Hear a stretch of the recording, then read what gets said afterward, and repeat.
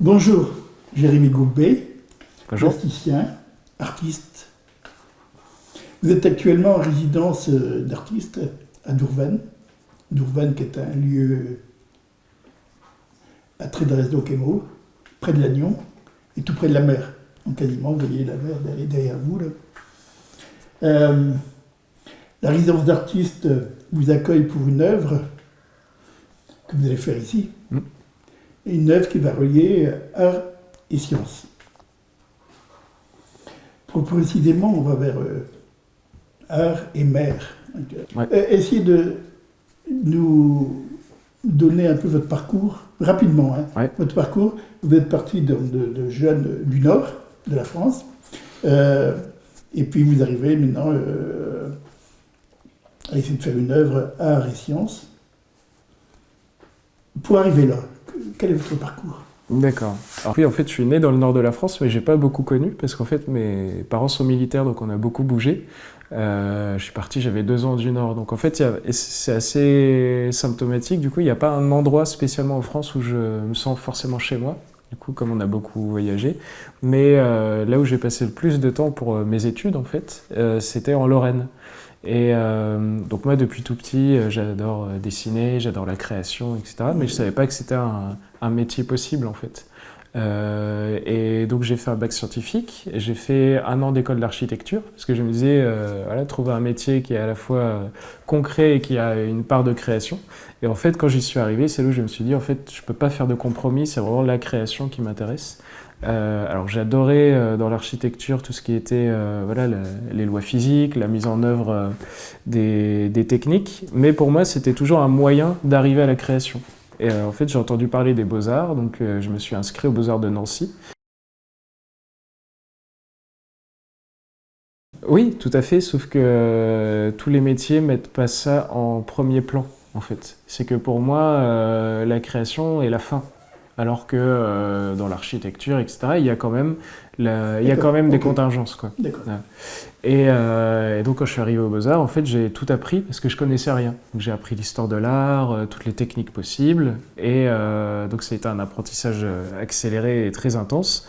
Et à un moment donné, voilà, le premier diplôme, hein, de toute façon l'art c'est comme le système universitaire, c'est licence master. Et donc arrive mon premier diplôme, et c'est là un peu où je me suis dit qu'il fallait réfléchir à ce que moi, en tant que jeune artiste, j'allais apporter un peu comme pierre à l'édifice de la création, quoi. Il y a un passé qui me précède, assez impressionnant, donc comment moi je pouvais m'inscrire là-dedans. Et donc j'ai arrêté de faire, et je me suis dit que j'allais recréer à nouveau quand je sentirais un désir irrépressible, quelque chose qui me poussait vraiment à créer. Comme quand on se lève le matin, qu'est-ce qui nous pousse à lever le matin? Moi, c'est qu'est-ce qui me pousse à créer. Et en fait, j'entendais parler des gens autour de moi. En Lorraine, il y a beaucoup d'usines textiles, notamment, qui fermaient. Et comme je travaillais à côté pour financer mes études, j'entendais beaucoup de clients, de gens que je rencontrais qui parlaient des usines qui fermaient. J'ai voulu aller voir, en fait, me rendre compte par moi-même. Et je suis allé voir une usine qui fermait quelques jours après. Et les employés étaient tellement contents de voir quelqu'un qui était ni homme politique, ni journaliste, mais qui était juste là pour les rencontrer, qu'ils ont rempli ma voiture en fait avec tous les restes de tissus de l'usine qui allait fermer. Et ils m'ont dit, toi qui es jeune, t'es artiste, t'en feras quelque chose. Et là, c'était vraiment une prise de conscience, et je me suis dit, bah, c'est comme ça que j'ai envie de travailler en fait. C'est en tant qu'artiste, c'est de ne jamais avoir de projet à l'avance, mais que tout soit guidé par les rencontres. En fait, et je vais rencontrer des ouvriers, des artisans, des matières, des techniques, et essayer de faire la passation entre ces techniques du passé, notre société contemporaine, et vers un avenir où elles peuvent avoir leur place. Donc voilà un peu comment j'ai construit mon parcours. Ensuite, j'ai fini mes études, mes 2 dernières années aux Arts décoratifs à Paris. Et c'est vrai que Paris, maintenant, est un peu ma ville d'adoption, et c'est là où je vis et c'est là où je travaille. Alors c'est un de mes projets oui, que je mène en ce moment. En fait, c'est le projet qui s'appelle Corail Artefact, Ouais. et donc qui est vraiment symbolique de mon travail en tant qu'artiste. En fait, j'avais une carte blanche. J'ai été invité par HS Projet, qui a créé le Festival des textiles extraordinaires. Donc c'est vraiment un événement où HS Projet invite des artistes qui travaillent le textile dans la création contemporaine avec un lien avec la société, etc. Et donc ils m'ont donné carte blanche pour créer une œuvre et c'est sur le territoire, les alentours de Clermont-Ferrand et en cherchant un peu des entreprises qui pouvaient être intéressantes à rencontrer, j'ai entendu parler de la Scope Fontanil.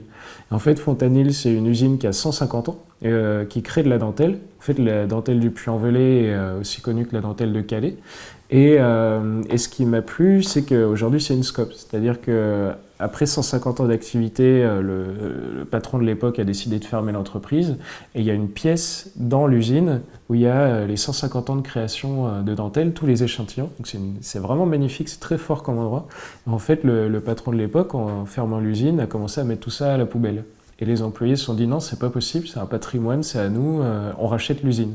Et donc ils ont mis 3 ans à créer un système économique viable, à vraiment créer cette société voilà, avec des sociétaires où les employés sont partie prenante de l'entreprise. Et j'ai trouvé déjà ce modèle économique extrêmement intéressant dans notre société, au vu de l'actualité, etc. Je trouvais ça très fort, un nouveau modèle économique intéressant. Donc j'ai voulu les rencontrer. Et la première chose que j'ai vue quand je suis allé à l'usine, c'est le point traditionnel de dentelle du Puy-en-Velay, qui s'appelle le point d'esprit. En fait, c'est la dentelle au fuseau. Et ce point d'esprit, il m'a tout de suite frappé, parce que dans mon travail, j'avais aussi réalisé des sculptures à partir de corail. En fait, j'avais trouvé des sculptures de coraux un jour à Emmaüs, parce que quand je parle de rencontres aussi, c'est aller chiner des objets, etc. Et ces sculptures de coraux, ces squelettes de coraux m'avaient vraiment fasciné en tant qu'artiste. C'est des formes purement fonctionnelles, mais avec un regard humain qui sont vraiment fascinantes. Et en tant qu'artiste, j'aurais adoré pouvoir créer ces formes de moi-même avec mon imaginaire. Et donc, je les ai continuées avec différents matériaux comme s'ils étaient encore vivants. En fait, je faisais un parallèle aussi pour moi entre l'état des récifs coralliens qui se dégradent et l'état du tissu industriel français. Pour moi, voilà, les deux sont un peu connectés. Et comment revitaliser les deux, en fait. Et quand j'ai vu ce motif du point d'esprit, j'ai tout de suite reconnu le dessin que produit le squelette de corail d'une certaine espèce que j'avais trouvé. Et là, ça fait tilt, et là, je me suis dit, il y a quelque chose à faire. Donc, je connaissais très bien l'état des coraux. En fait, chaque sculpture que je faisais, je voulais que ça représente aussi une nouvelle donnée que j'apprenais sur les coraux, les récifs, etc. Et donc, quand j'ai vu cette dentelle, j'ai reconnu cette espèce de corail, et je savais que le corail est en danger et que la recherche actuelle en biologie marine cherche ce qu'on appelle un substrat, un tuteur, pour régénérer les récifs morts. Et les premières qualités de ce substrat qui est recherché, c'est rugosité, souplesse et transparence. Et donc quand j'ai vu cette dentelle, j'ai dit mais c'est ça en fait, c'est ça qu'on cherche. Et c'est là où ça fait tilt et où en fait donc Corail Artefact, le projet est en 2 volets. L'idée c'était de créer une œuvre d'art. Donc en fait on a j'ai réalisé avec Fontanil 1,5 km² de dentelle qui ont été utilisés. Donc on a créé des motifs inspirés du corail et l'idée c'était de réaliser un récif corallien en dentelle. Vous avez créé ces motifs en textile. Tout à fait. Voilà. Donc on a créé des motifs de dentelle, on a tissé de la dentelle de manière monumentale, ensuite je l'ai figé avec un enduit naturel et donc l'idée c'est quand vous rentriez dans cette espèce d'exposition, vous soyez à l'intérieur d'un récif en fait. Donc pour sensibiliser les gens aussi, parce que la dentelle est blanche, comme un récif qui perd ses couleurs, qui subit le blanchissement. Donc ça, c'était le premier volet, réaliser une œuvre, ce qui a permis aussi de mettre en valeur le savoir-faire de Fontanil, voilà, créer déjà une dynamique. Et en parallèle, l'idée que j'ai eue, c'est de dire, mais et cette dentelle, est-ce qu'on ne pourrait pas la tester aussi pour voir si elle peut aider à régénérer les colonies coralliennes? Et donc là, cette idée-là, c'est vous qui l'avez eue ou... Oui, c'est au même moment, en fait, dès que j'ai vu ce motif, c'est ces 2 idées qui sont arrivées, en fait. C'est l'art pour sensibiliser, l'art pour toucher, pour passer un message, et en même temps, est-ce que ça pourrait pas être encore plus incroyable si cet art pouvait avoir un vrai impact, représenter une vraie solution pour un problème environnemental? Et donc les deux sont arrivés en même temps. Et toute la création du projet Corail Artefact, ça a été de créer en fait, tous les outils pour développer ces 2 aspects. Il y a l'aspect artistique qui nourrit toujours un protocole scientifique. Ouais. Alors là, ce qui est intéressant avec l'équipe, donc en fait, quand j'ai fait cette découverte à l'usine, j'ai contacté Isabelle de Marcoulon, qui est spécialiste en biologie marine au Muséum d'histoire naturelle. Et on avait échangé déjà dans un premier temps, on s'était rencontrés pour un échange créatif. En fait, je lui ai montré les œuvres que je faisais autour de Corail. Voilà. Et là, l'idée, ça a été vraiment de co-réaliser ensemble un protocole scientifique. En fait, c'est que de mettre, en fait, de dire qu'il n'y a pas de niveau entre nos idées. C'est-à-dire que les intuitions que je peux avoir, évidemment, il faut qu'elles les transcrivent en un protocole, mais que la philosophie du protocole, on la crée ensemble. Donc en fait, on fait toujours un ping-pong. Moi, je peux avoir une idée de, voilà, on pourrait tester telle matière, on pourrait changer ça. Le lien est très très fort, effectivement, entre vous et l'industrie, enfin l'industrie, bon, en grand mot. Est-ce qu'il y a un brevet? Alors, pour l'instant, c'est... important. Pour l'instant, en fait, le projet, il a 1 an. Donc là, ce qu'on a fait, c'est qu'on a fait des tests préliminaires au laboratoire et on va faire nos premiers tests in situ au mois de septembre. On a un partenariat avec une île aux Philippines et donc il nous reste encore du travail parce que là, il faut... en fait, l'idée de base, c'était utiliser la dentelle pour aider à régénérer des colonies. Mais depuis, on a des nouvelles idées pour améliorer encore plus cette dentelle. Et donc là, je pense qu'on a encore 1 an de travail pour envisager un brevet. Mais en tout cas, voilà, on a commencé tout le protocole et on a des résultats intéressants de développement de corail sur la dentelle, etc. Donc voilà, on est prudent. On est prudent, justement. Très prudent. Ouais. Mais vous êtes devenu ingénieur. Un artiste ingénieur. En fait, c'est que pour moi, tout est lié, c'est-à-dire... Tout est lié, tout à fait. En fait, qu'est-ce que c'est qu'être artiste? Il ne faut pas de barrière entre art et science, effectivement, art et technologie, art et industrie. Je trouve que tout le monde travaille en même temps. Et puis, c'est ça. C'est Einstein qui disait « l'intelligence n'est rien sans la création ». Tout à fait. Et je pense que c'est un peu l'idée. Alors après, moi, je me dis artiste parce que ce que j'aime dans l'art, c'est la liberté. C'est-à-dire que moi, j'arrive un peu comme une fleur quand j'arrive dans une usine parce que j'ai pas d'obligations financières, etc. Donc je peux aller dans des secteurs de recherche qui n'ont pas forcément tout de suite de portée financière, etc. L'art permet une liberté, un imaginaire et justement de décloisonner un peu les choses. Tandis qu'effectivement, une entreprise, un scientifique, etc., a des contraintes que l'artiste n'a pas. Donc je pense que l'association des deux, c'est-à-dire du protocole et des contraintes et de la liberté de l'artiste, réunis ensemble, peuvent vraiment mener à des projets intéressants. Le projet Corail Artefact, il a commencé avec la dentelle pour pouvoir régénérer des colonies. Et moi, l'idée, en fait, j'ai imaginé ce projet comme une sculpture. Une sculpture, c'est en 3 dimensions. Et il faut que chaque angle soit travaillé et que ce soit parfait dans les 3 dimensions. Ce projet, c'est un peu pareil. C'est-à-dire que le but de ce projet, c'est d'aider à sauver les coraux. La dentelle peut aider à régénérer des récifs dégradés, mais par exemple, il y a des endroits, à cause de la surpêche à la dynamite, où le récif n'existe même plus. Donc on ne peut même pas y poser la dentelle à ce niveau-là.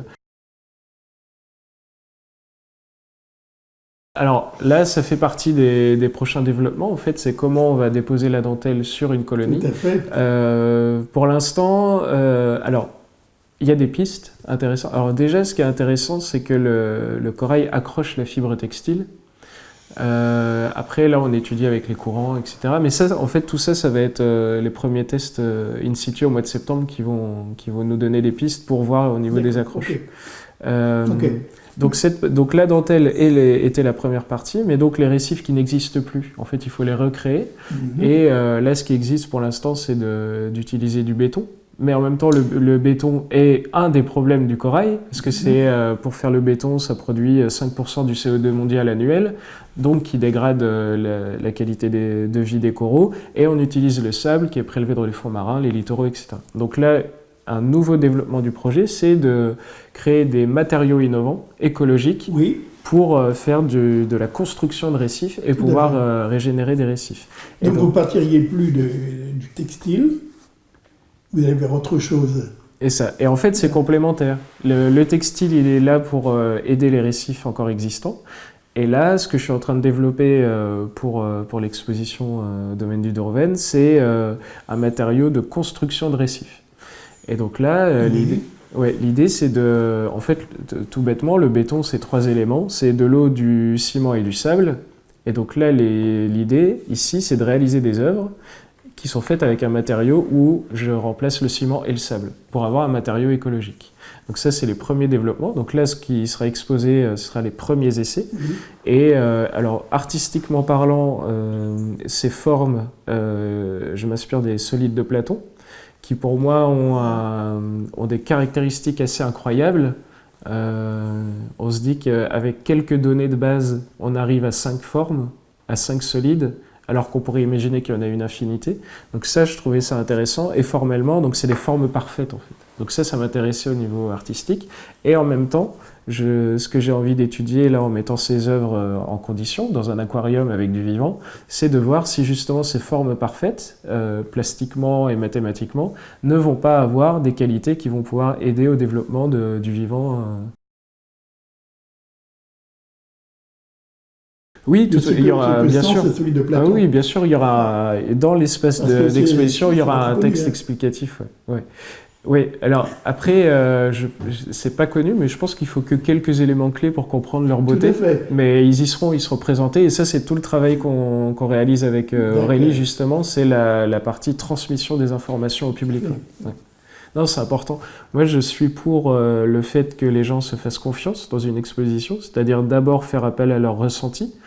C'est pour ça que l'aspect esthétique est très important pour moi dans les œuvres aussi, c'est un appel, c'est-à-dire que l'art, pour moi, passe déjà par les yeux aussi, il faut un appel visuel, mais ensuite, les cartels sont là pour, voilà, si on a envie d'approfondir la question, d'avoir les éléments clés aussi pour pouvoir l'approfondir. Alors c'est plus du béton puisqu'il n'y a plus les éléments constitutifs, mais quand même garder un peu de mystère, parce qu'on est au tout début de la recherche. Je pense. Et donc il y aura un aquarium.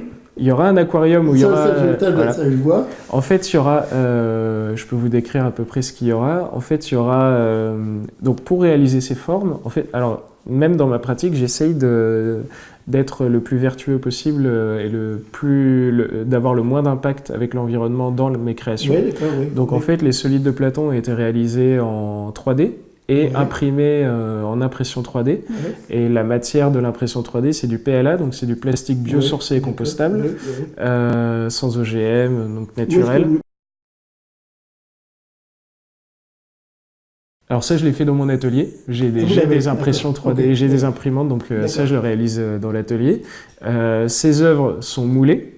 Avec du silicone que je vais pouvoir ensuite recycler et réutiliser pour d'autres œuvres.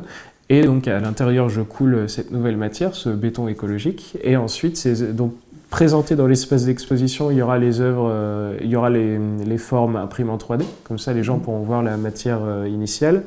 Et ensuite, dans l'aquarium, en fait, il y aura donc, le moulage de ces formes, il y aura les 5 solides de Platon réalisés avec ce matériau innovant. Et il y aura à l'intérieur du vivant. Il y aura des anémones, et l'idée c'est de voir si elles se fixent sur cette surface. Donc en amont, avec l'aquarium de Trégastel, on fait des tests de toxicité. Donc là, moi j'ai fait un premier essai de cette matière qui a été mis dans un aquarium, où on mesure le pH, etc. Donc l'idée c'est de montrer que cette matière est déjà non toxique. Ça c'est la première chose. Et ensuite que le vivant peut s'y développer. Donc il y aura ça, et dans un troisième espace dans l'exposition, il y aura un casque de réalité virtuelle. C'est une application que j'ai créée qui explique en fait toute la genèse du projet Corail Artefact. Donc ça explique ce que c'est que le corail, pourquoi il est en danger, pourquoi la dentelle peut l'aider, quelle est l'implication de l'art. Donc ça c'est une installation qui dure 4 minutes, et en fait vous mettez le casque et vous êtes plongé dans un récif. Et donc ça permet à la fois de comprendre le corail, qui est quand même un élément assez complexe du vivant, et en même temps expliquer tout le début du projet. Donc l'idée c'est vraiment de faire une circulation, une suite, donc du début du projet Corail Artefact jusqu'à sa dernière innovation, qui est les œuvres qui vont être montrées dans l'aquarium. D'accord, c'est un très très beau projet. Ouais, merci beaucoup. Et j'espère que du monde est venu vous voir. Eh ben, j'espère aussi, tout à fait.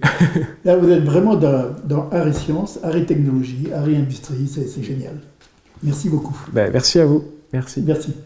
C'est génial.